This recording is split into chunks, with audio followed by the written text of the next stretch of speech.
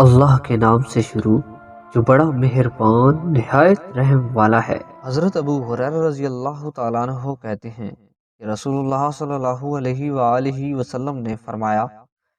ایمان کے 60 یا 70 سے زائد شعبے یعنی شاخیں ہیں۔ ان میں سے ادنا سب سے چھوٹا شعبہ تکلیف دہ چیز کو راستے سے ہٹانا ہے، اور سب سے اعلیٰ اور بہتر شعبہ لا الہ الا اللہ کے سوا کوئی معبود برحق نہیں کہنا ہے، اور شرم و حیا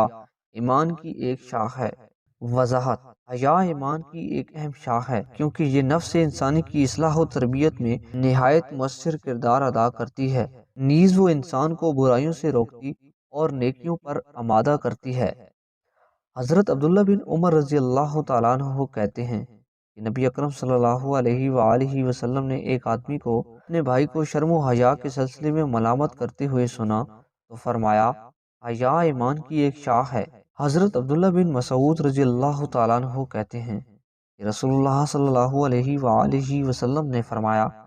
جس شخص کے دل میں رائی کے دانے کے برابر تکبر یعنی گھمنڈ ہوگا وہ جنت میں نہیں داخل ہوگا، اور جس شخص کے دل میں رائی کے دانے کے برابر ایمان ہوگا وہ جہنم میں نہیں داخل ہوگا۔ حضرت جندب بن عبداللہ رضی اللہ تعالیٰ عنہ کہتے ہیں کہ ہم نبی اکرم صلی اللہ علیہ وآلہ وسلم کے ساتھ تھے اور ہم طاقتور نوجوان تھے۔ ہم نے قرآن سیکھنے سے پہلے ایمان کو سیکھا،